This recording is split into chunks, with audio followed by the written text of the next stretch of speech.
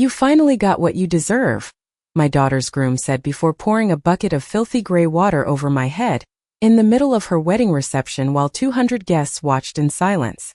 The water dripped from my hair onto the marble floor of the ballroom in slow, heavy drops.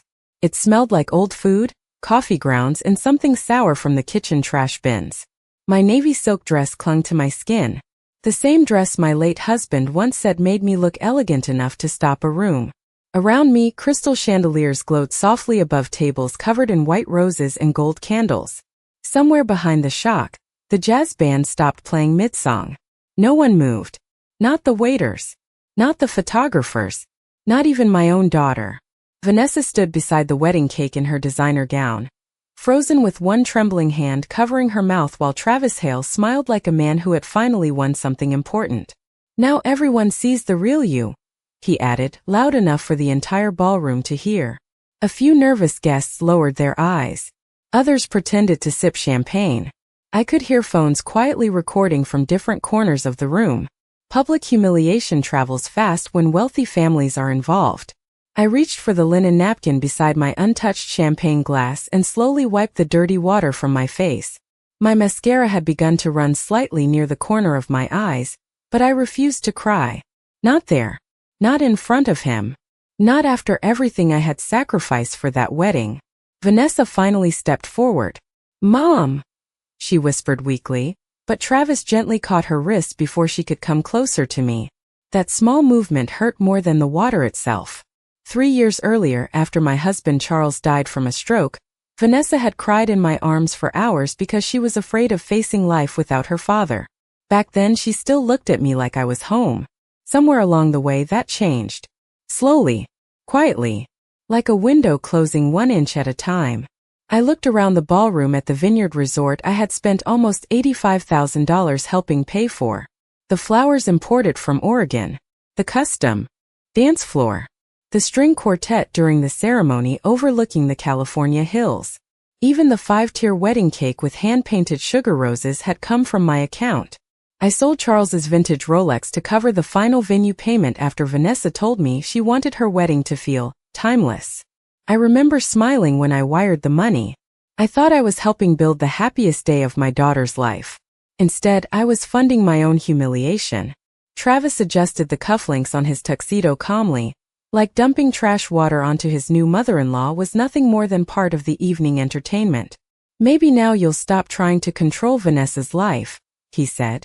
His voice remained smooth and polished. That was what made men like Travis dangerous. They rarely sounded cruel when they destroyed people. They sounded reasonable. Across the ballroom, I noticed Sophie Whitmore standing near the back exit. My 19-year-old grandniece looked horrified. Unlike everyone else, she wasn't pretending this was normal. Her pale blue dress swayed slightly as she took one uncertain step toward me before stopping. Smart girl. She already understood something most adults in that room did not. Moments like this are never accidents. They are rehearsed. Planned carefully. Built from months of resentment hidden beneath fake smiles and holiday dinners. I folded the wet napkin neatly and placed it beside my plate. Then I looked directly at Travis Hale for the first time that evening. He expected anger. Tears. Maybe even a scene dramatic enough to justify what he had done. Instead I smiled softly. Because at that exact moment, standing there soaked in garbage water while wedding guests stared at me in silence, I realized something Travis did not know yet. Charles Whitmore had seen this kind of man coming long before I ever did. I left the ballroom without saying another word. My heels clicked softly against the polished hallway floors as guests stepped aside to let me pass. No one tried to stop me. That was the strange thing about public humiliation. Most people did not join in, but very few were willing to interrupt it either. The young valet near the entrance opened the glass doors for me with wide, nervous eyes. I could still smell stale garbage water on my skin as the cool Napa Valley evening air touched my face. Somewhere behind me, music slowly started playing again inside the reception hall as if nothing had happened. As if a 67-year-old woman had not just been degraded in front of everyone she loved. I sat alone inside my silver Lexus for several minutes with both hands resting on the steering wheel. My wet sleeves clung uncomfortably to my arms. Tiny drops of dirty water rolled down onto the leather seats. I stared through the windshield at the glowing vineyard lights stretching across the hills. 20 years ago, Charles and I celebrated our anniversary at that exact resort. Back then, the owner still knew us by name. Charles had held my hand across the dinner table and told me that one day Vanessa would probably get married there. Only if she finds someone worthy of her, he had joked before kissing my forehead. The memory hurt in a quiet place deep inside my chest. I reached into my purse for a tissue and noticed my phone vibrating repeatedly. Messages flooded the screen one after another.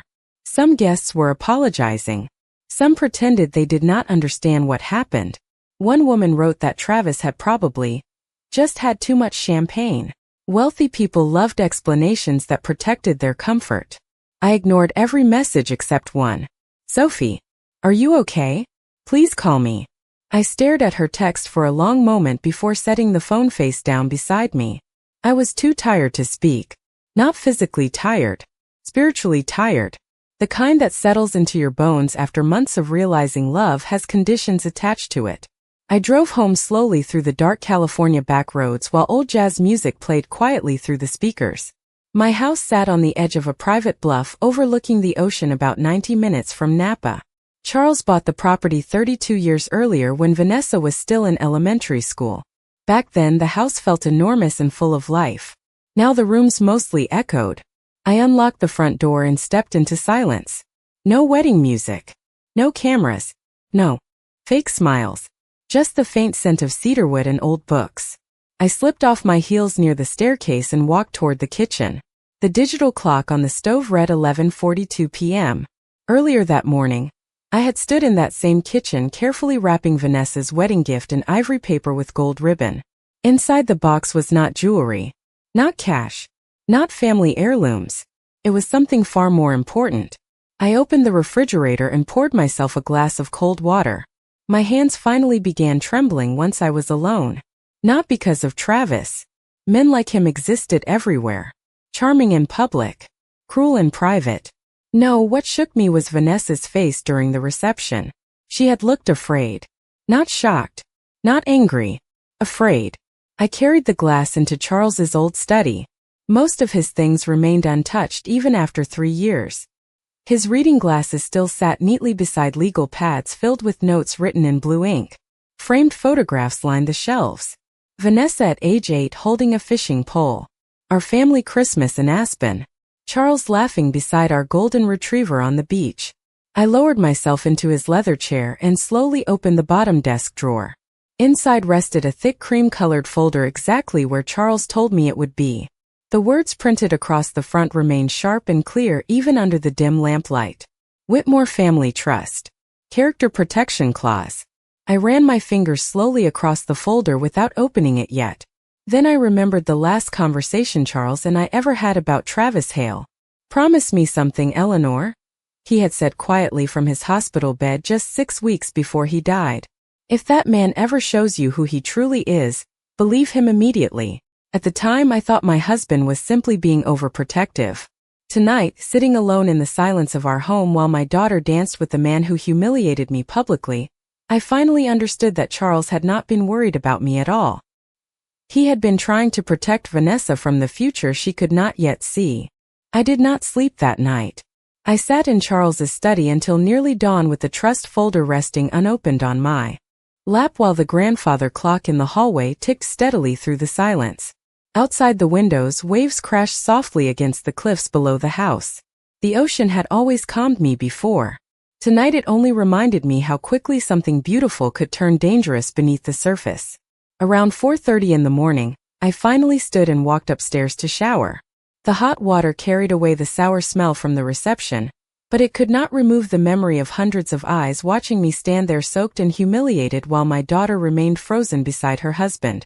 I stared at my reflection afterward for a long time while brushing my silver hair in front of the bathroom mirror. My face looked older than it had 24 hours earlier. Not weaker, just older. Like some final illusion had quietly died overnight.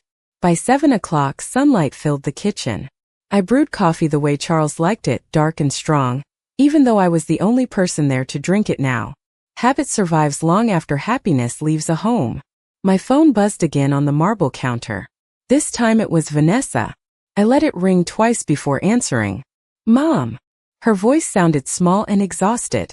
In the background I could hear distant hotel staff moving carts through hallways. I know you are upset. I stared out the kitchen window toward the ocean. Upset is not the word I would use. Silence stretched between us. Finally she exhaled shakily. Travis went too far. He was drinking and people kept making comments all night, and things just got out of hand. There it was. The explanation. The careful softening of cruelty into something accidental. I closed my eyes briefly. Your husband brought trash water into a ballroom filled with guests, Vanessa. That required planning. She did not answer immediately. You have never liked him, she whispered. That is not the same thing. Another silence. Then quietly, almost defensively, she said, You always make him feel judged. I nearly laughed, but the sound died in my throat before it reached my lips. Judged. What an elegant word people use when they mean seen clearly. I remembered the first time I met Travis. Hailed 2 years earlier at a charity fundraiser in San Francisco. He arrived 40 minutes late wearing a tailored navy suit, and a smile polished enough to charm an entire room within minutes. Vanessa looked radiant beside him that night, happier than I had seen her in years. But Charles noticed something immediately. During dinner, Travis spent more time asking about family assets than family history. He asked detailed questions about our vineyard shares, the trust structure, and the beach property in Malibu while pretending casual curiosity. Later that evening, after Vanessa stepped away to take a phone call, Travis leaned toward Charles and said, You built quite a legacy. Vanessa is lucky to be positioned so well. Positioned. Not loved. Not cherished. Positioned. Charles never forgot that word. Neither did I. Mom. Vanessa's voice pulled me back into the present. Can we please just move on from this? Yesterday was stressful for everybody. Stressful for everybody. I looked down at the wedding bracelet still resting on my wrist, tiny diamonds sparkling coldly in the morning light. I had given Vanessa that bracelet 3 months earlier during her bridal shower. She cried when I fastened it around her arm. I want to wear something that reminds me of you, she told me then. Now her voice sounded distant enough to belong to a stranger. Do you know what hurts most? I asked softly. It is not what Travis did. It is that you watched him do it.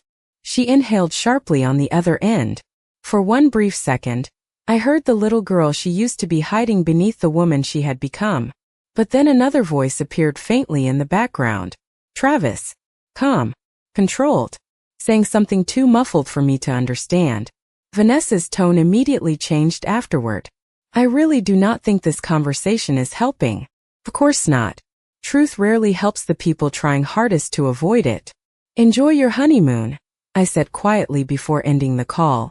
I placed the phone face down on the counter and stood there listening to the ocean for a long time. Then I walked back into Charles's study, opened the trust folder for the first time since his funeral and began reading every single page carefully. The Whitmore Family Trust was thicker than I remembered.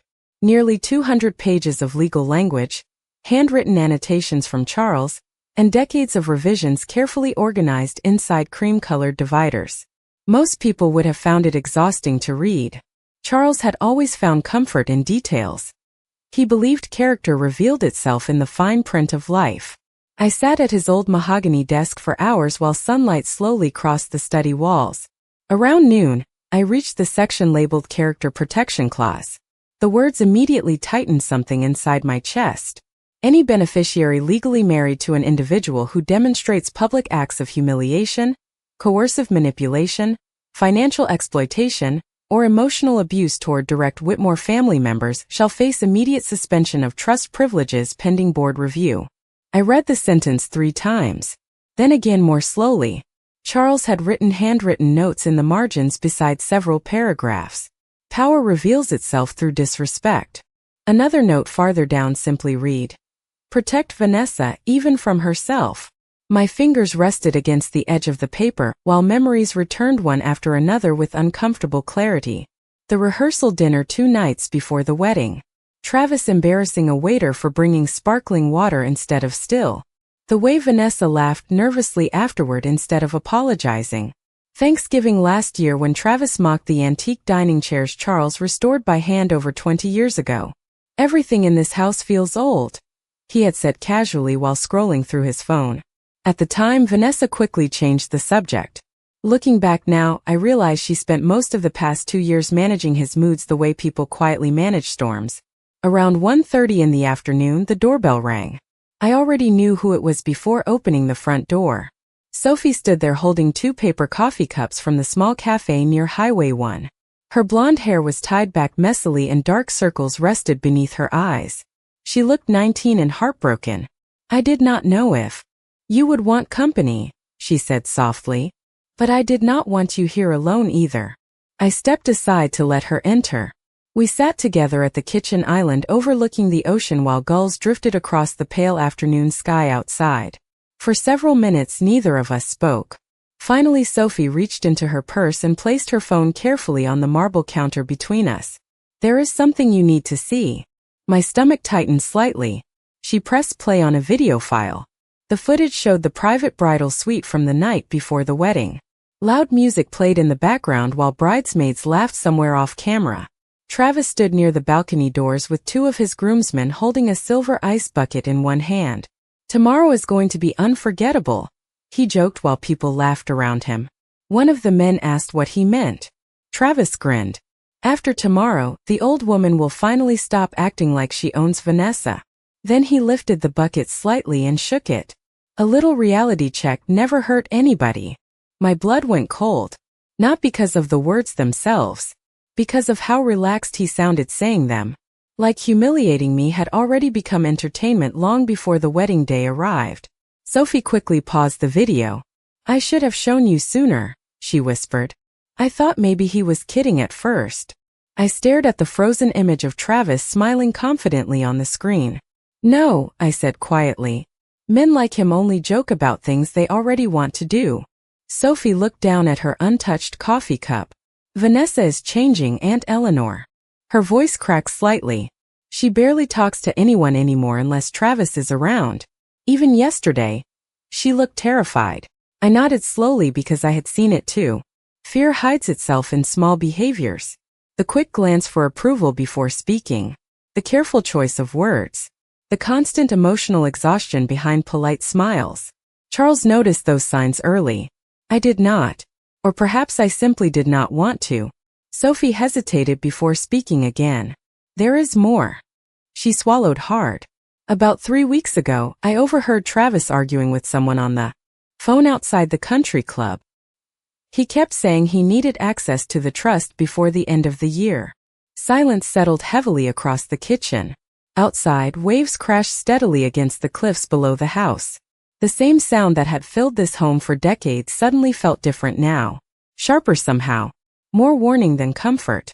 I looked toward Charles's study down the hallway and understood something clearly for the first time since the wedding. My husband had never built that trust simply to preserve money. He built it because he knew wealth attracts certain kinds of people. People who confuse kindness with weakness. People who believe humiliation is power. And somewhere in the middle of all those legal documents and handwritten notes, Charles Whitmore had quietly prepared for the exact man my daughter married. 3 days after the wedding, the internet had already transformed my humiliation into entertainment. Short clips from the reception spread quietly across social media under captions about rich family drama and crazy wedding moments. Strangers debated whether I deserved it without knowing a single thing about my life. Some people defended me. Others laughed. Public cruelty always attracts spectators. I stopped reading the comments after the first hour. Sophie, however, kept monitoring everything carefully. She arrived at my house early Thursday morning carrying grocery bags and looking more anxious than before. You should eat something, she said gently while unpacking fruit and soup containers into the refrigerator. I had barely touched food since the wedding. Grief changes the body in strange ways. Hunger becomes unimportant when disappointment settles too deeply inside a person. Sophie hesitated near the kitchen counter before finally speaking again. Vanessa called me last night. I looked up slowly from my coffee cup. How did she sound? Sophie paused. Tired. Nervous. She asked if you were planning to do something. I almost smiled at that. Interesting. Not if I was hurt. Not if I was okay. If I was planning something. Fear often arrives before consequences do. And what did you tell her? I asked quietly. That you were reading. Sophie tried to smile faintly. Honestly, that scared her more. Outside the windows, fog rolled across the cliffs in soft gray waves. The house felt unusually cold despite the California spring weather. I wrapped my cardigan tighter around my shoulders while staring at the untouched ocean below. Your grandfather always said silence makes guilty people uncomfortable, I murmured. Sophie sat beside me at the island. Was he always this prepared? She asked carefully. I understood what she really meant. Did Charles truly expect this kind of betrayal from his own family someday? I thought about that for a long moment before answering. No, I said softly. He simply understood people better than I did. Around noon my phone rang again. Martin Doyle. Charles's attorney and closest friend for over 40 years. His deep familiar voice carried the calm steadiness of someone who had spent an entire lifetime delivering difficult truths professionally. Eleanor, he said gently, I think it is time we meet. An hour later, Martin arrived carrying a worn leather briefcase and wearing the same charcoal suit style he had favored since the 1980s. Age had softened him physically, but his sharp blue eyes missed very little. We sat together in Charles's study while Sophie quietly gave us privacy downstairs. Martin listened carefully as I explained everything from the wedding reception to Sophie's video recording. He interrupted only once. Did Travis physically threaten you at any point? No, I answered immediately. That is not his style. Martin nodded slowly. No. Men like him prefer humiliation because it creates witnesses. He opened his briefcase and removed several legal documents neatly clipped together. Charles updated the trust 6 months before his death, he explained. At the time, he specifically requested accelerated review authority under the Character Protection Clause. My chest tightened slightly. He truly believed this would happen? Martin folded his hands calmly.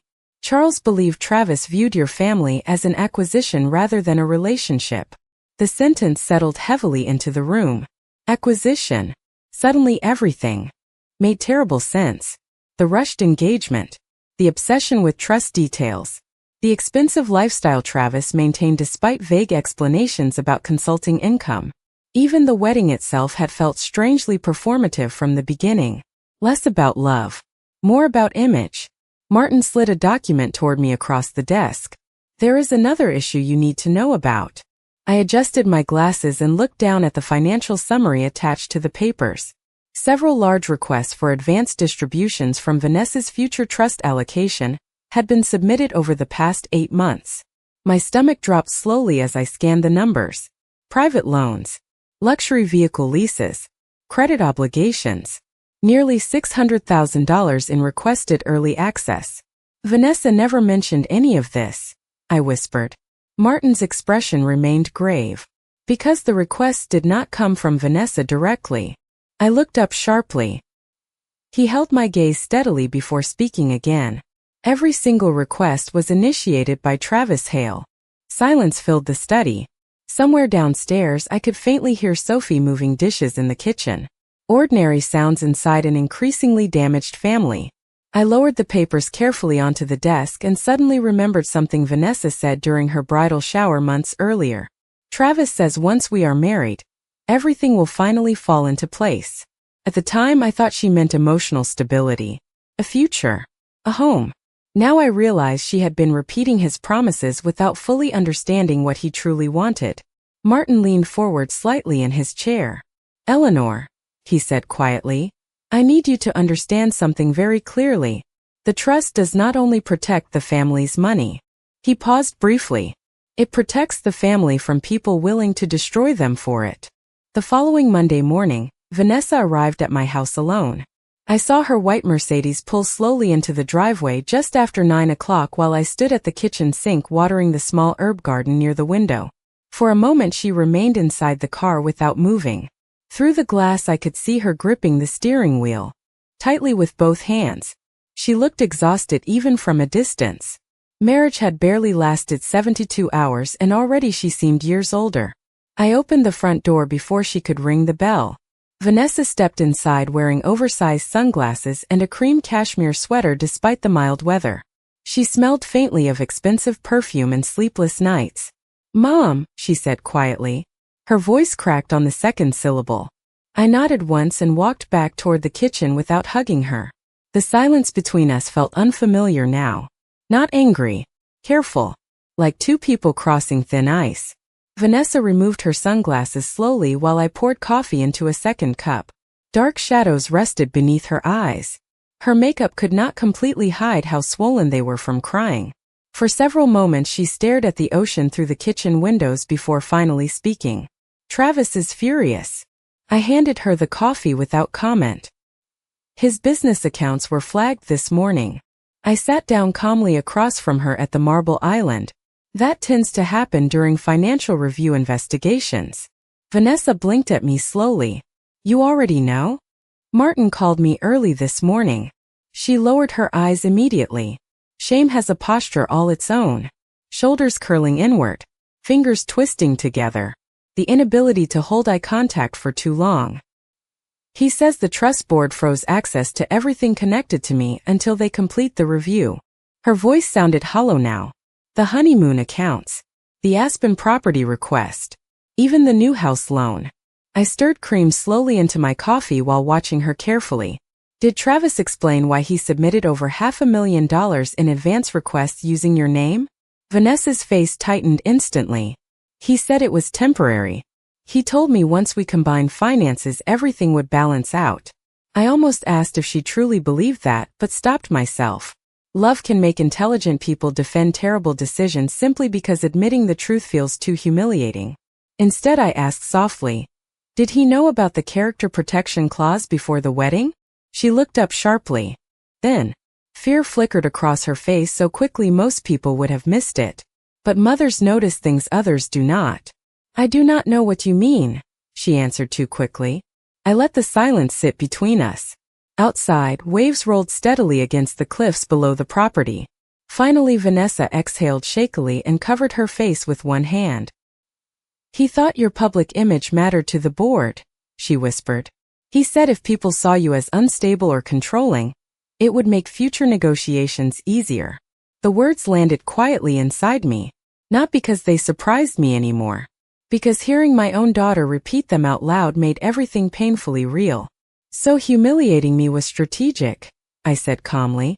Vanessa immediately looked horrified. "No, Mom, it was not supposed to happen like that.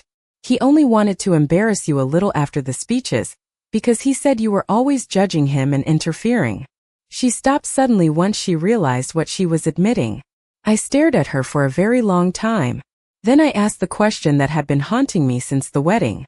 "Why did you let him?" Tears instantly filled her eyes. "Because I was tired," she whispered. "Tired of fighting with him all the time. Tired of trying to keep him calm. Every time I defended you, he accused me of choosing you over him. He kept saying marriage meant loyalty. There it was at last. Not cruelty. Weakness." Vanessa had not become Travis. She had simply spent too long shrinking herself around him. I remembered the bright, fearless little girl who used to climb trees in our backyard wearing muddy sneakers and refusing help from anyone. Somewhere along the way, she learned peace was easier than resistance. I stood quietly and walked toward the hallway leading to Charles's study. Vanessa followed me nervously. When I opened the study door, morning sunlight stretched across the mahogany floors and illuminated the trust documents still resting neatly on the desk. Vanessa stopped walking the moment she saw them. "Mom," she whispered. I turned toward her slowly. "Your father spent his entire life protecting this family," I said softly. "The difference is that he understood something I did not."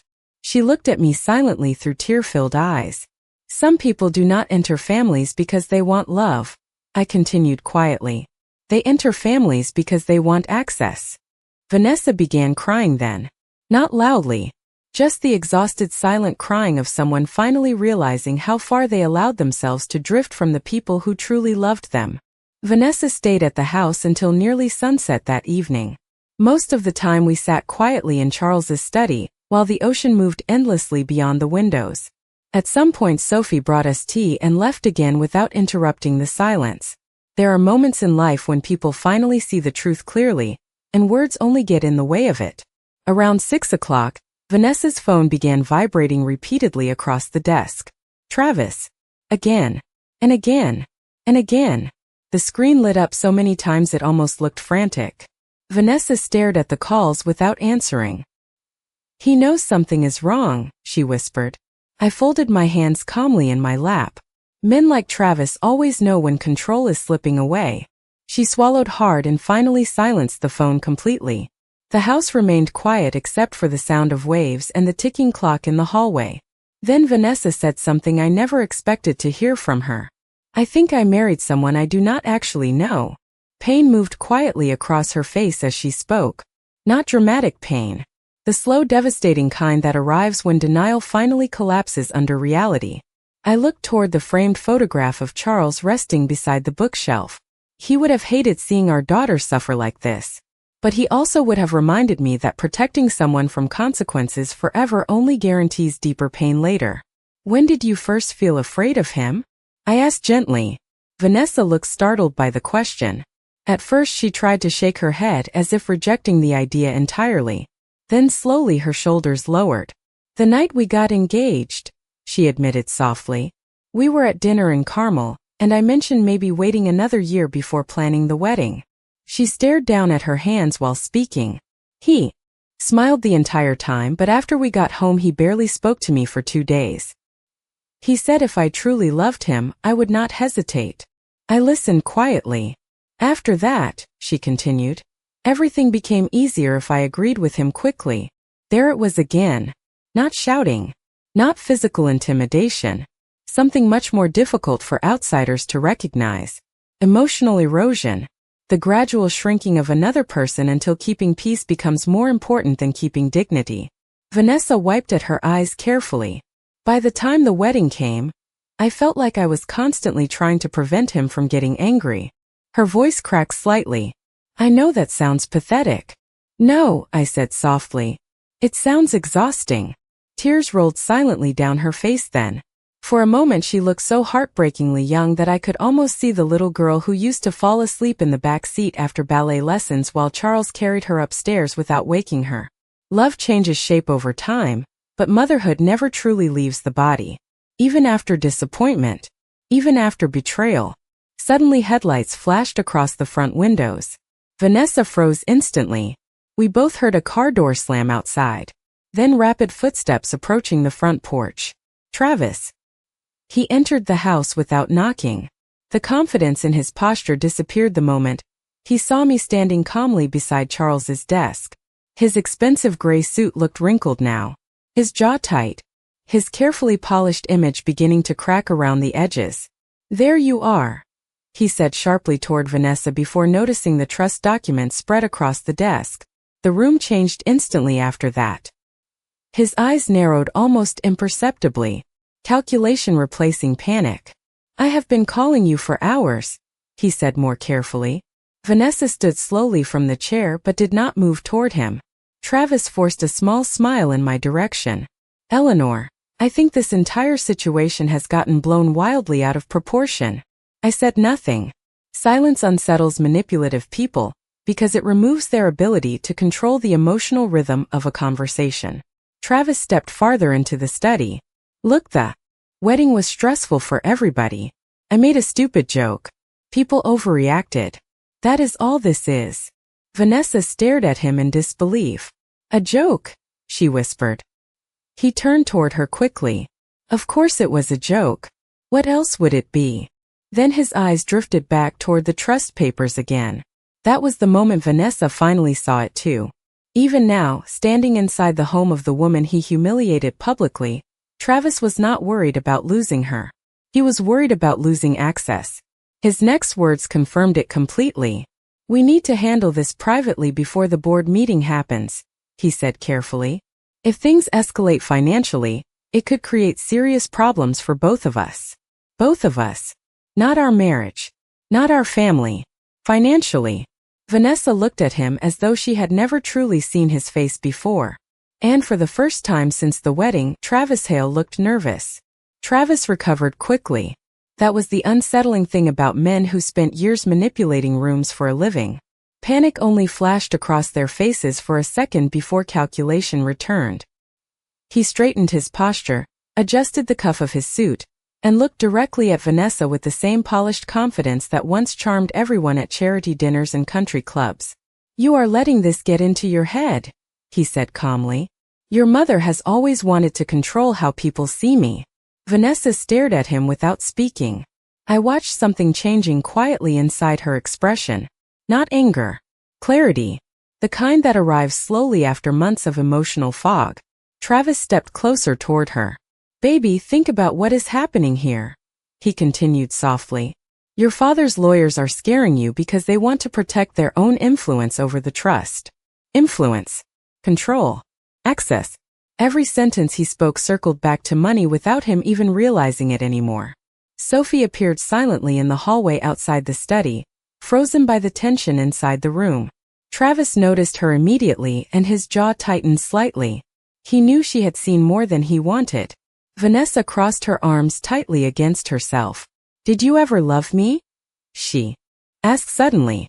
The question hung in the room so quietly that even the ocean outside seemed distant for a moment. Travis blinked once, clearly caught off guard. Then he smiled gently in that practiced reassuring way he used whenever he wanted to redirect emotion without truly answering it.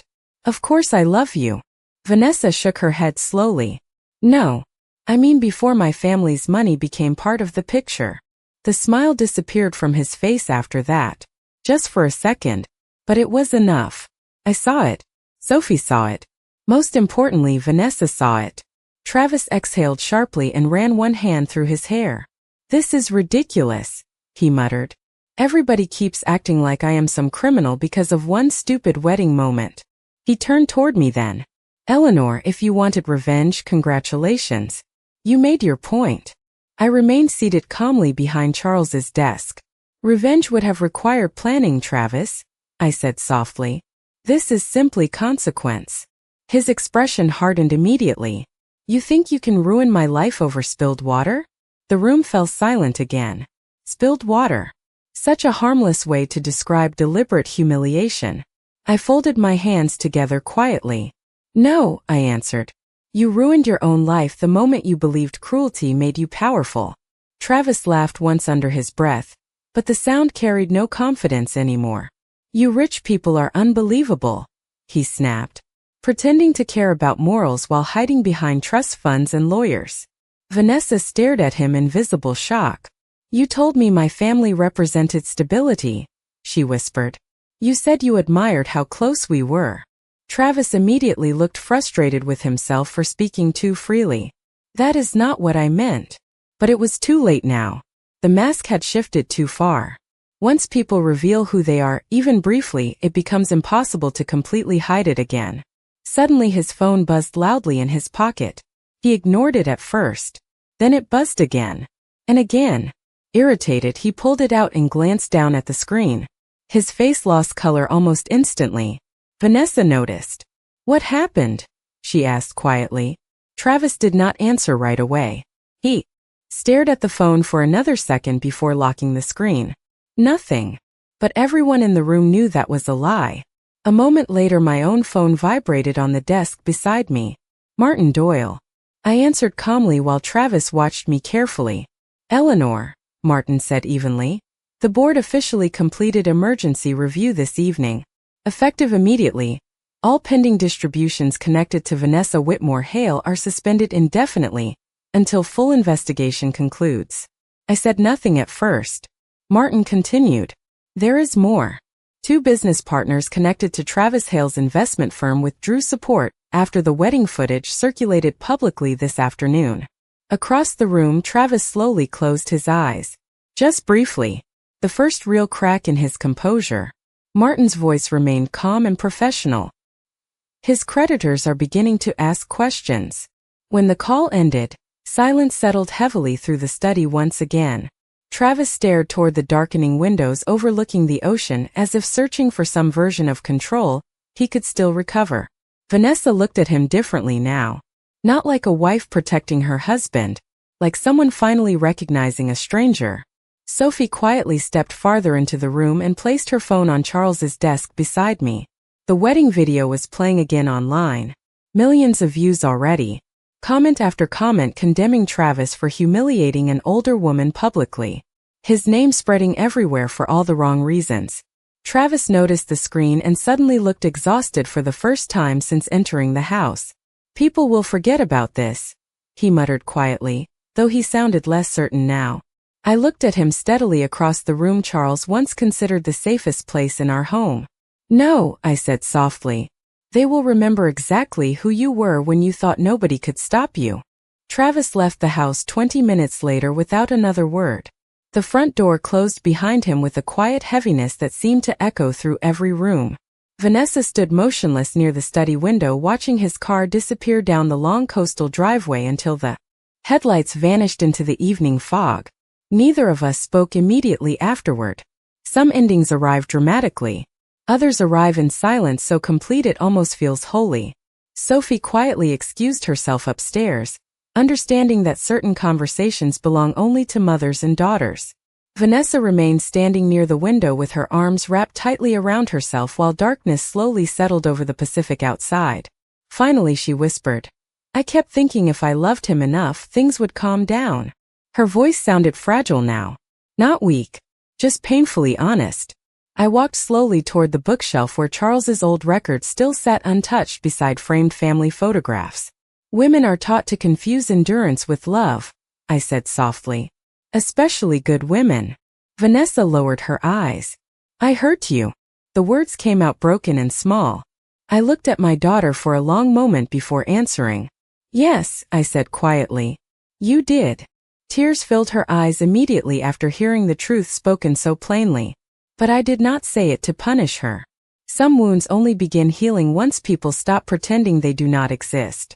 Vanessa sat down slowly in the leather chair across from Charles's desk and covered her face with trembling hands. "I do not even recognize myself anymore," she whispered. I understood that feeling more than she realized. Betrayal changes everyone involved. The person humiliated. The person causing the humiliation. Even the person silently allowing it. I poured 2 small glasses of wine from the bottle Charles and I had been saving for our 35th anniversary before he died. Then I handed one to Vanessa and sat beside her near the window overlooking the ocean. "Your father used to say character is revealed by how people behave when they think there will be no consequences," I murmured softly. Vanessa stared quietly into her glass.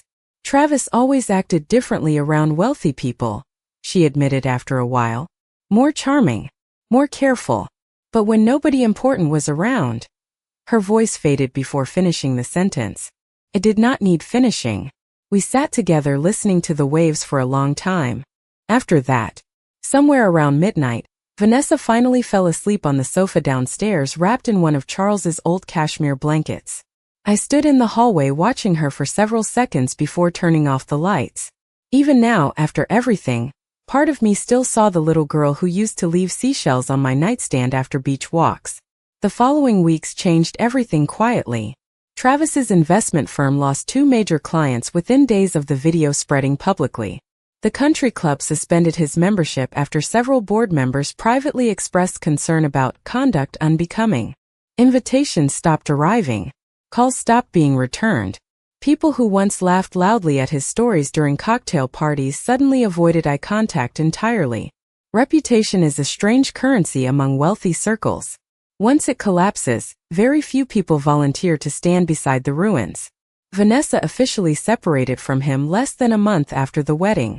Not because of the trust, not because of the money, but because once she finally saw him clearly, she could no longer unsee him.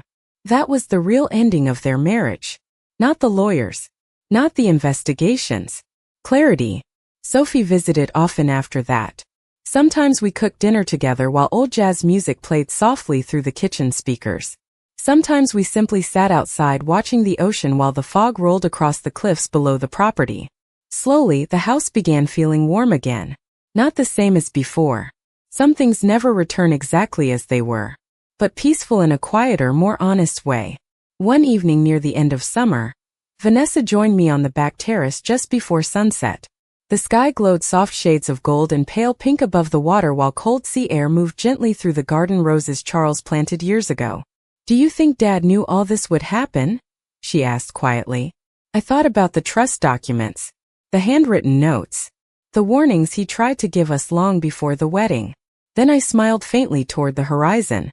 "I think your father understood that money does not reveal character," I said softly. "It simply gives people more opportunities to show who they already are." Vanessa nodded silently beside me. Far below the cliffs, waves crashed steadily against the rocks with the same rhythm they carried long before any of us arrived and long after we will all be gone. I closed my eyes briefly and let the cool ocean air fill my lungs. The trash water from that wedding dried quickly. The humiliation faded too. But the truth revealed that night remained impossible to wash away. In the end, Travis Hale did exactly what Charles feared most. He mistook kindness for weakness. And by the time he realized the difference, he had already